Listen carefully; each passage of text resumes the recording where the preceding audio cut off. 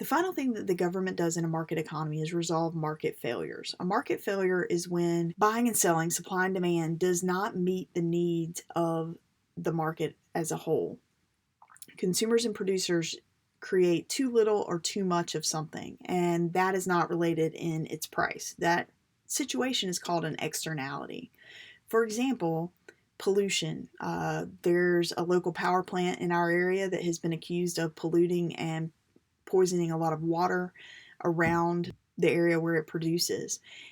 That power plant could have put in some expensive installations and made some ash ponds lined that the citizens of the neighboring town say, hey, our water wouldn't have been polluted if you had done that. The power plant didn't do that because they're out to make a profit.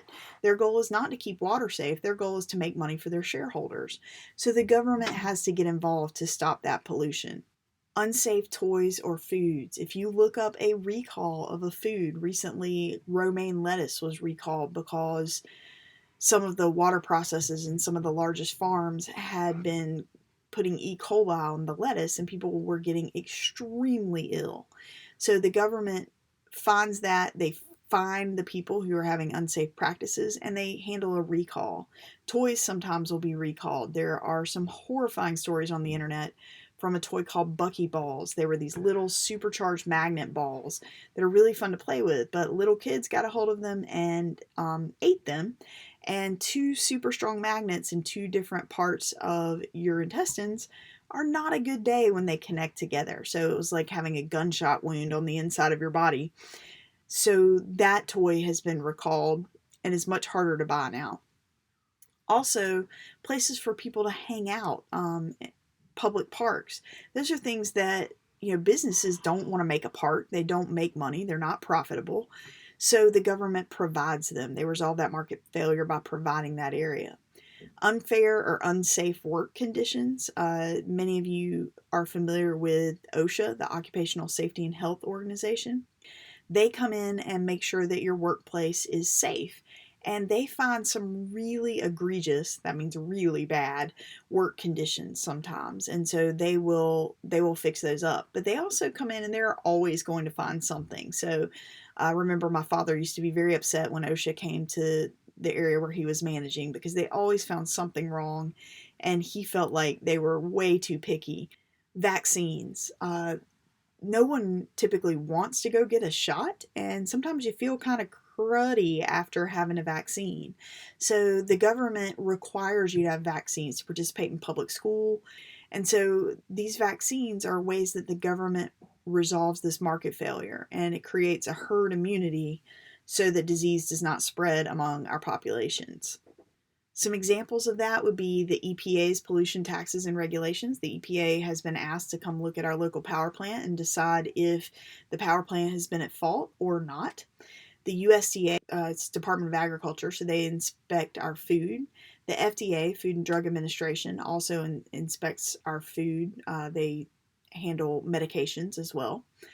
OSHA, which inspects workplaces, subsidized vaccinations, and mandatory vaccinations. So government regulation. These are rules that the government places on different activities. So subsidies and taxes are examples of government regulation. Restricting competition. For example, for a long time, the government actually regulated airlines. They were afraid that having too many flights in the air would lead to lots of crashes and lack of safety. The government regulates water. Anyone who's on city water has government regulated water that you can't go and buy it from anyone else.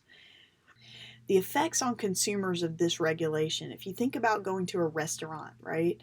The safety and inspections and rules about safe handling and refrigerator temperatures, all of that costs money for the restaurant. Having hand washing sinks, things like that, are expensive for the restaurant. So for a consumer, that drives the price of your food up because producers have to pay more money. However, I'm pretty happy with being able to see a food grade, knowing that this food is inspected. So I would rather do that than sort of risk hearing by word of mouth, oh, I got really sick when I ate here. I'd rather have that government regulation and pay a little more money. Government deregulation, when the government takes those rules away. So the government deregulated airlines, and as a result, as of 2019, airline prices were actually cheaper when you adjust for inflation than they were in the 1970s when airlines were regulated.